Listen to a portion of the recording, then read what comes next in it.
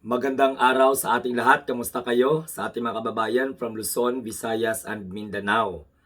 Ang pag-usapan naman natin dito sa ating Munting Tinig Channel ay itong paglabas na naman ng kasinungalingan ni Leandro Liveste.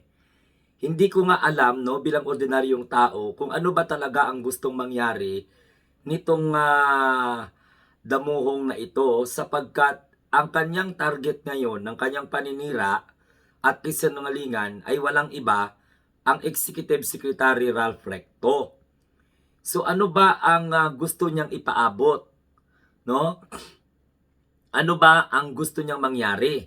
Ipaalam ba sa buong mundo na mayroon siyang hindi nagustuhan kay Executive Secretary Ralph Recto? At syempre, damay na rin po dyan ang may bahay ng AS Secretary na walang iba kundi yung kasalukuyang governor ng Batangas ngayon na walang iba kundi si Ate V. So, kung nakikita natin, simula pa nung nakaraang linggo, nagpalaganap na ito ng puro kasinungalingan tungkol po sa mga ipinapakalat nilang nagtampo daw ang governor ng Batangas, kaya po hindi nabigyan ng tulong financial ang ilang mga barangay sapagkat natalo daw po ang anak ni Ate V.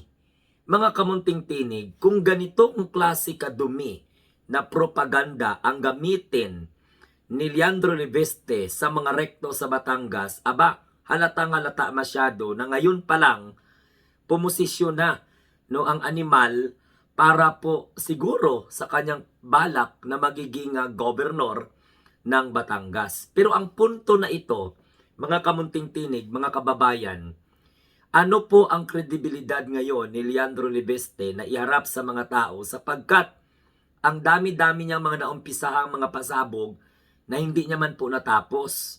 Hanggang ngayon, wala pa rin nangyari sa kanyang mga accusation tungkol po sa mga listahan ng mga congressman di umano na tumanggap na mga ganito with regard sa flood control o sa mga insertion. So parang ang lumalabas dyan, gumagawa lang po talaga siya ng ingay para mapag-usapan. No, sino ba ang nasa likod nitong si Leandro Liveste? Pagkat ang ipinapakalat niya, mga kababayan, sa kanyang Facebook page ay yung larawan na kung saan humingi daw po or inalok daw po, no, ng secretary at ng isa pang congressman na magiging partner daw siya. Oo. At itong picture na ito na pinapalaganap, nagmi-meeting daw at tinihingi ang tulong para sa kampanya ni na Ate V at ni Lucky. So, what is the purpose of exposing this? Anong gusto niyang ipaliwanag? Anong gusto niyang mangyari?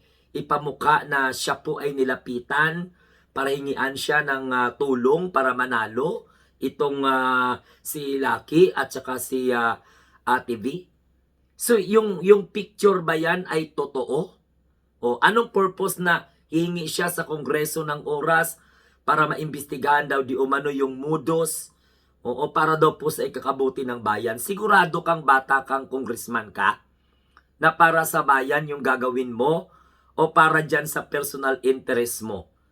Kasi irrelevant yung mga pinagsasabi mo eh.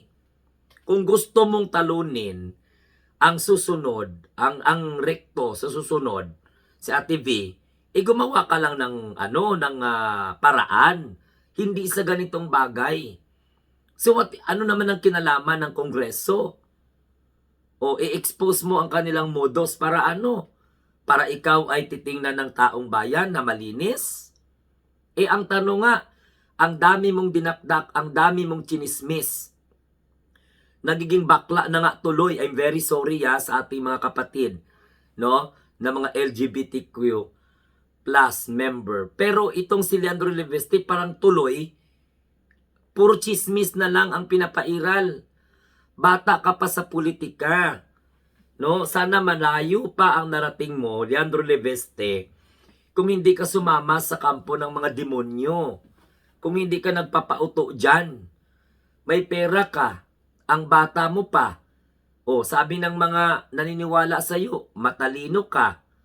Pero sa lumalabas ngayon, puro lang ba dyan sa paninira at tapos gawa-gawa na mga imahe ang ipapakalat nyo sa social media para lang siraan nyo ang executive secretary na kung saan tumutulong sa ating mahal na Pangulo para magiging maganda ang administrasyon, okay? Maganda ang pagtatapos ng administration, ma-deliver ang mga programa na walang kinikilingan at yan ang direktiba ng ating mahal na presidente. So ngayon target kayo ng target ng mga taong malapit sa ating mahal na Pangulo. Sigurado ka? Alam mo, hindi ako naniniwala na si Recto, si Executive Secretary Recto ang punteriya nitong katangahan at kasinungalingan ni Leandro Leveste. Sigurado direct ito sa presidente. Malaking galit nila kay Executive Secretary Ralph Recto dahil kumampi sa tama, no? Si Executive Secretary.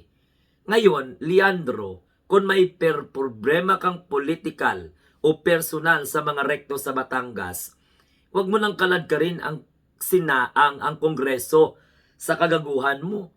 Tatawag ka ng mga investigation in the aid of legislation where in fact, alam na namin kung ano yung tono mo, kung ano yung nais mong iparating, ano ang ibig mong sabihin dyan sa mga pinagsasabi mo at pinagkakalat mo sa social media. Sino ka ba para hingian ng tulong ng mga Recto? Kailan ka ba sumipot dyan po sa politika sa Batangas? Sige nga, ano ba talagang maibigay mong tulong dyan? No? Ang mga tao, nga mga bugok, nga mga DDS, maniniwala sa inyo kung walang magdidibang sa inyong mga kasinungalingan. O given, hypothetical, humingi ng tulong, for example, ang executive secretary. So, kailangan mo pa ba diyang isumbat? O, ikaw, so anong tanong, tumulong ka ba? O, ang ano dyan, ang gusto ko lang nais iparating sa ating mga kababayan, maniwala pa ba kayo dyan sa tao na yan? Maniwala pa ba kayo dyan kay Leandro Leveste? Idakilang Maka Duterte na walang ibang ginawa kundi ang mag-ingay. So nasaan na yung arkilahan mo na barko para magdala ka ng mga tao sa Mindanao para papuntahin mo sa Metro Manila? Di ba puro kasinungalingan lang? Sana naman, Leandro Leveste, magbago ka na. Dapat magtrabaho ka. Fokusan mo ang trabaho mo bilang representante ng isang distrito dyan sa Batangas.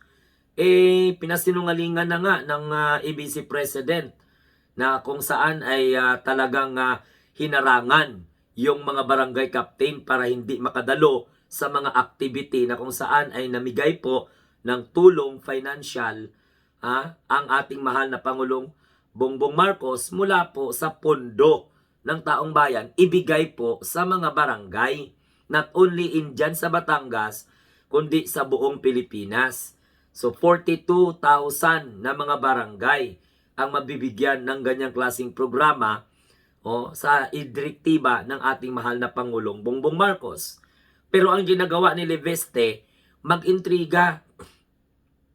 Pwede ba kung magsinungaling ka, ayusin mo naman? Nakakahiya, representante ka ng taong bayan. Pagkatapos, sumuporta ka lang sa mga Duterte, nagiging epal ka na.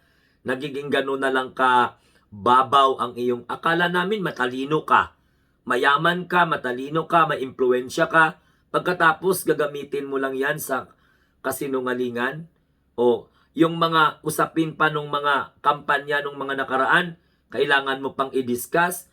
Kung sino pa yung mga lumalapit sa iyo, ayon po sa kwento mo, kailangan mo pang sabihin yan. That's for you. That is a proper. Hindi naman ganun. So, ang tanong ko lang dito, mga kababayan, naniniwala pa ba kayo kay Leandro Leveste? Ano ba ang kredibilidad ni Leandro Leveste para paniwalaan ng sambayanang Pilipino? Ang ginayaw-yaw ni Leandro Leveste, hindi niya man natapos. Puro lang siya yaw-yaw. Yaw-yaw, hindi nga nag-file ng kaso sa mga pinagsasabi niya. So mga kamunting tinig at sa mga kababayan, ang ginagawa ni Leandro ay isang desperadong galaw dahil hindi niya mapaniwala ang mga taga Batangas sa kung ano ang sinasabi niya laban po sa mag-asawang Recto. Particularly, Executive Secretary Ralph Recto and Governor Vilma Santos Recto. Itong si Leandro Libeste, kabata-bata pa, natuto ka na magiging maro. No, natuto ka nang maging walang kwentang politician. O, nagiging trapo na ang iyong ugali. Kung hindi mo kaya, kung hindi mo kayang tapatan, wag mong siraan. Kay mas may pakinabang si Executive Secretary Ralph Recto kaysa sa iyo. Haluson ka nga isuka ng mga taga Batangas dyan po sa iyong distrito. Nahiya na nga siguro ang mga taga distrito mo pag banggitin ang pangalan mo dahil nagkalat ka lang naman sa iyong social media account. Di ba? Why not resign as a congressman tapos mag-vlogger ka na lang? O tapos mag-private citizen ka na lang. Matawa pa siguro or maging masaya pa siguro ang iyong constituent dyan sa iyong distrito. Dahil oo, may pera ka nga, namumudmod ka ng tulong, pero naninira ka naman na walang dahilan. Because you wanted to destroy the very image of Recto in Batangas, umabot ka na dyan sa punto na kahit na mga personal ni mga affair, ibuyang-yang mo na yan sa social media. Buti naman kung may katotohanan, Santissima Trinidad, puro naman kasinungalingan. Kailan pa hiniling ng mga Recto yung tulong mo sa kanila? Hindi ka pa naging congressman dyan. Pinagkakatiwalaan na ang mga Recto dyan sa Batangas. Pagkatapos, kung magsalita ka, akala mo, utang na loob ng mga Recto ang pagiging politician nila sa isang katulad mong damuhong. So, magbago ka na, kabata-bata mo pa, sinungaling ka talaga. Kung gusto mo maging yung political career mo, huwag kang magpauto sa mga kampo ng mga Duterte. Yung mga nakapalibot sa iyo, bata ka pa. Madali kang mauto kapag hindi ka magiging matalino. Ang problema sa iyo, masyado kang believe sa sarili mo. O kaya nga tinatawag ka ngayong bakla, tinatawag ka ngayong walang kwenta, tinatawag ka ngayong pasaway, sinungaling, dahil po yan sa mga pinaggagawa mo. Hindi po pwede yan pamarisan. No? Magbago ka. Naku, Diyos ko, Santissima Trinidad, Leandro Libeste, napakasinungaling mo naman.